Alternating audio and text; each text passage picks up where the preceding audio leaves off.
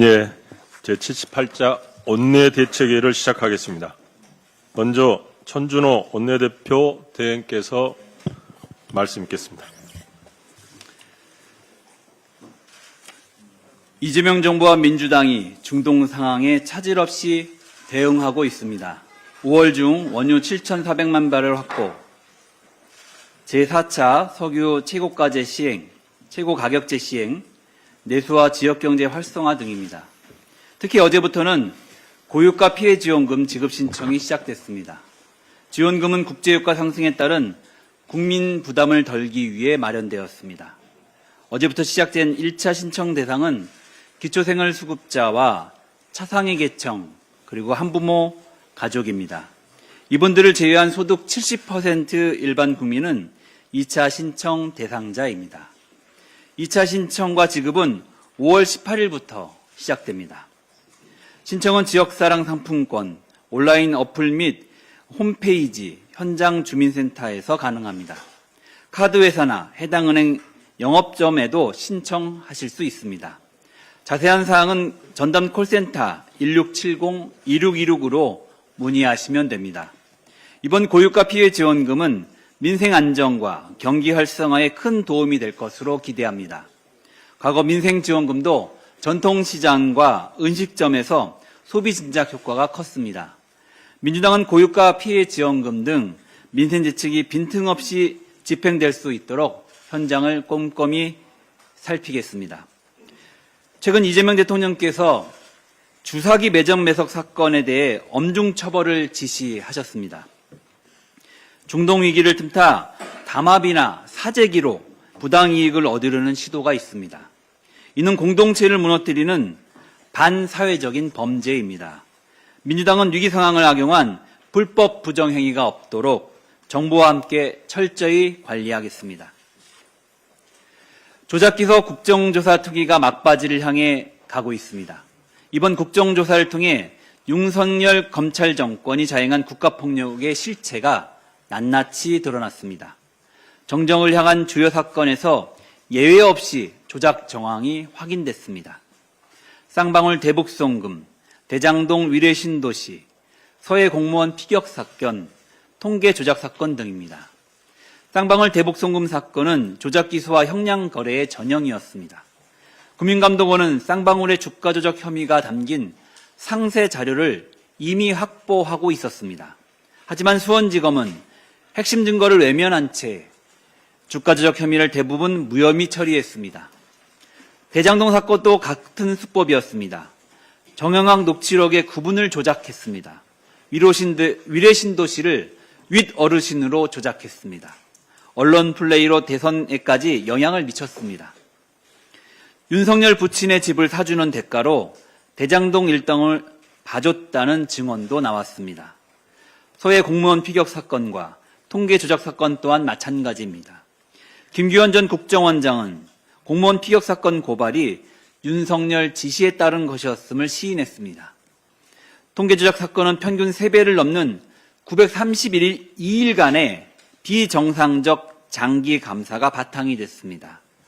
윤석열 정권 2년 반 동안 감사원의 디지털 포렌식은 무려 1,900회 넘게 이루어졌습니다. 수치 자체가 표적 감사의 증거입니다. 현장 조사 결과 감사원 조사실은 다른 기관보다 훨씬 폐쇄적이고 위압적인 구조였습니다. 그 안에서 혼자 버틴다고 되겠냐, 결국 주범이 된다는 식의 위협이 자행됐습니다. 감세가 아니라 정신적 고문이나 다름없습니다. 오늘 국조특위 종합청문회가 예정되어 있습니다. 오늘 청문회에서는 7대 조작 기소 의혹을 총체적으로 점검합니다. 민주당은 윤석열 정권 정치검찰의 실체를 끝까지 파헤치겠습니다. 정적 제거를 위해 국가 권력을 사적으로 악용한 혐의를 진상 규명하겠습니다. 헌법과 민주주의, 인권과 법치를 무참히 짓밟는 범죄를 반드시 단죄하겠습니다. 대구시장 후보 추경호 확정으로 국민의힘 지방선거 공천의 성격이 명확해졌습니다. 명백한 윤어게인 공천입니다. 추경호는 내란 중요임무 종사 혐의로 재판을 받고 있는 피고인입니다. 12.3 내란 당시 원내대표로서 계엄 해제 의결을 방해한 혐의를 받고 있습니다. 윤호개인을 당의 주류로 알박기 하려는 심산입니까? 대선 후보로 한덕수를 도둑공천하려 했던 전력이 떠오릅니다. 오죽하면 원로 보수 언론인조차 윤석열 지령대로 공천한 것 같다고 평하겠습니까? 결국 국민의힘의 12.3 불법 계엄 반성은 윤석열식 개사과였습니다. 절윤 선언은 절윤 쇼였습니다. 국민의힘은 윤호개인 공천을 중단하십시오.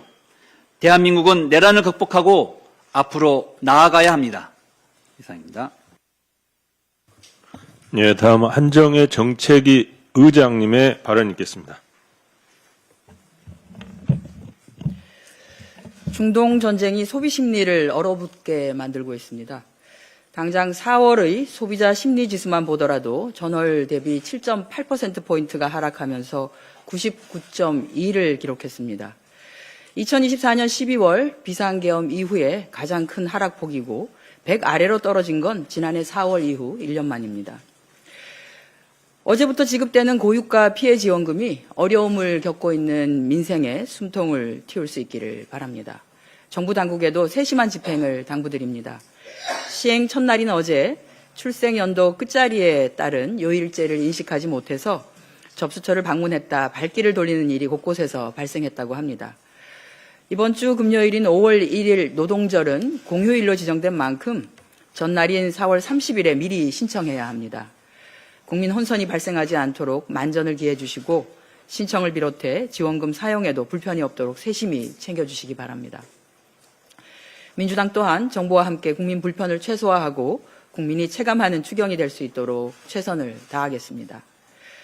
중동 전쟁이 장기화되면서 우리 경제에 대내외적인 상당한 여파를 미치고 있습니다만 정부 여당은 비상한 각오로 민생 경제 지키기에 총력을 기울이고 있습니다.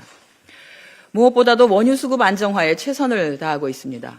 5월 중에 지난해 월 평균 원유 도입량의 87% 수준인 7,462만 배럴을 확보했고 미주, 아프리카 등으로부터 추가 물량 확보, 항로 다변화 등 중동 위기에 철저히 대응하고 있습니다. 차량 2부제, 5부제 동참 차량에는 연간 2%의 자동차 보험료를 할인하는 등 에너지 절감 노력에 따른 부담 완화와 보건, 의료 품목, 산업 원료 등에 대한 공급망 모니터링도 강화하고 있습니다. 우리 경제도 잘 버텨주고 있습니다. 코스피가 6,600선을 돌파하고 국내 주식시장 시가총액이 6천조를 넘어서는 등 대외의 불확실성 속에서도 우리 경제는 사상 초유의 기록을 써내려가고 있습니다. 정부 여당은 중동 위기로부터 국민을 지키고 위기 극복을 넘어 위기를 기회로 전환하기 위한 노력에 더욱 최선을 다하겠습니다. 오늘 28일은 산업재해 근로자의 날이며 오는 5월 4일까지 일주일은 산재 노동자 추모 기간입니다. 올해로 두 번째를 맞는 산업재해 근로자의 날은 기념일을 넘어서 국가가 산재 노동자의 헌신을 기억하고 그들의 사회복귀를 끝까지 책임지겠다는 약속의 이정표이기도 합니다. 이번 추모 기간 동안 참배 및 기념식, 산재 예방 캠페인이 전국적으로 전개됩니다. 특히 서울역 등 주요 역사 전광판을 통해서 산재에 대한 시민들의 공감대를 넓히고 산재 노동자 가족들을 위한 지원 프로그램도 내실 있게 운영할 예정입니다. 민주당은 산재 노동자들의 희생과 헌신을 기억하겠습니다. 산재 노동자들이 일터로 그리고 일상으로 안전하게 돌아갈 수 있도록 재활 지원과 경제적 안전망을 강화하겠습니다. 노동자가 안전하고 또 존중받는 대한민국을 위해 더욱 진력하겠습니다. 안전이 기본이 되는 산업 현장의 정착을 지원하고 사각지대에 놓인 특수노동자 등 노무제공자와 소규모 사업장의 안전보건 체계 및 노동권 보장을 강화하겠습니다. 특히 산업재해는 숫자 중심의 감축이 아니라 노동자의 생명을 실질적으로 보호하는 사람 중심의 안전대책을 추진하겠습니다. 노동이 존중받는 사회, 일터에서 눈물 흘리지 않는 안전한 대한민국을 위해 민주당이 노동자 곁에서 늘 함께 하겠습니다. 미국 기업 쿠팡에 대한 차별적 규제를 중단해달라는 서한에 대해 한 말씀 드립니다. 서한은 애플, 쿠팡, 구글, 메타를 차별받는 피해 기업으로 나열하고 있습니다. 그러나 이 기업들이 한국에서 받은 규제는 차별이 아니라 법 위반에 대한 동등한 적용이었습니다. 구글과 메타는 2022년 개인정보보호법 위반으로 개인정보위로부터 각각 692억 원, 308억 원의 과징금을 부과받았으며 이에 대해서 행정소송을 제기했으나 지난해 1월 서울행정법원이 개인정보위의 처분이 적법하다고 판결했습니다. 이는 법원이 독립적으로 확인한 적법한 법 집행입니다. 애플의 경우도 앱스토어 인앱 결제 강제 관련 시정 조치는 한국의 공정거래법에 따른 것이며 동일한 이유로 미국 내에서도 반독점 소송이 이미 진행 중입니다. 서한을 보낸 공화당 의원들의 주장은 미국 기업은 외국에서도 자국 법보다 느슨한 기준을 적용받아야 한다는 논리에 귀결됩니다. 그러나 이는 법치주의, 주권평등, FTA 정신 모두에 위배됩니다. 한국의 제재 수준은 EU의 개인정보 보호 규정인 GDPR이나 미국 연방거래위원회 FTC 제재보다 오히려 낮으며 동일한 법이 국내외 기업에 일관되게 적용되고 있다는 점이 법적, 제도적으로 명확합니다. 이번 서한에서의 주장은 법치주의와 주권 원칙을 스스로 내세우면서도 동시에 그 원칙을 정면으로 위배하는 요구를 하고 있다는 점에서 논리적으로는 일관성이 없습니다. 한국 정부가 자국민의 개인정보를 보호하고 법을 위반한 기업을 조사하고 수사하는 것은 주권국가의 정당한 권리라는 것을 다시 한번 말씀드립니다. 이상입니다. 네, 다음은 이용호 원내부대표의 발언이 있겠습니다. 기후위원회 환경노동위원회 소속이고요. 인천 서울 이용원입니다. 최근 미국 하원 공화당 소속 의원 54명이 우리 주민대사에게 쿠팡에 대한 차별을 중단해달라는 서한을 보냈습니다. 우리 국민은 사실에 근거하지 않은 이 서한이 대한민국의 행정사법 시스템에 대한 오해와 불신을 드러냈다는 점에서 심각한 우려를 표하고 있습니다. 이번 서한은 우리 정부가 미국 기업을 대상으로 차별적이고 정치적 의도가 담긴 조치를 취했다고 주장하지만 이는 전혀 사실과 다릅니다. 쿠팡은 개인정보보호법, 공정거래법, 산업안전보건법 등 다수의 대한민국 법률을 위반하여 제재를 받았거나 현재 관계 당국이 제재를 검토하고 있는 상황입니다. 대한민국은 한미 자유무역 협정에 따라 미국 기업에게도 국내 기업과 동등한 대우를 보장하고 있으며 이는 기업의 위법 행위를 대응함에 있어서도 마찬가지입니다. 만일 쿠팡이 단지 미국 기업이라는 이유만으로 우리의 정당한 법적 제재 대상에서 벗어나야 한다고 주장한다면 그것은 결코 공정이 아니며 심각한 특혜를 요구하는 것일 뿐입니다. 또한 해당 서한은 우리 정부가 민감도가 낮은 정보 유출 사건을 구실로 쿠팡에 범정부적 공격을 가했다고 주장하지만 우리 국민의 인식은 이와 전혀 다릅니다. 대한민국 인구의 60%가 넘는 약 3,370만 명의 성명, 주소, 연락처가 유출되었으며 이러한 개인정보가 2차 범죄에 악용될 수 있는 매우 심각한 사안입니다. 미국은 개인정보 유출을 엄격히 다뤄왔습니다. 2019년 미국 연방거래위원회는 페이스북의 8,700만 명 개인정보 유출 사건에 대해 약 7조 3천억 원의 가징금을 부과했으며 2021년 미국 3대 이동통신사 중 하나인 T-모바일은 고객 7,600만 명의 정보를 유출했다는 이유로 3억 5천만 달러, 즉 우리 돈으로 5천억 원을 배상했습니다. 2017년 미국 3대 신용평가사 중 하나인 에퀴팩스에서 1억 4,700만 명의 개인정보가 유출돼 최대 7억 달러, 약 8,300억 원을 내기로 합의했습니다. 대한민국 정부 역시 국민의 소중한 개인정보 보호를 위해 적절한 조치를 취하는 것은 마땅합니다. 한미관계는 주권과 법치, 민주주의라는 보편적 가치 위에 설 때 더욱 단단해집니다. 대한민국 행정사법 시스템을 공연히 비방하는 미국 하원 의원 일부의 행태는 엄연한 내정 간섭이자 동맹 간의 상호 신뢰와 존중을 훼손하는 행위로서 강한 유감을 표합니다.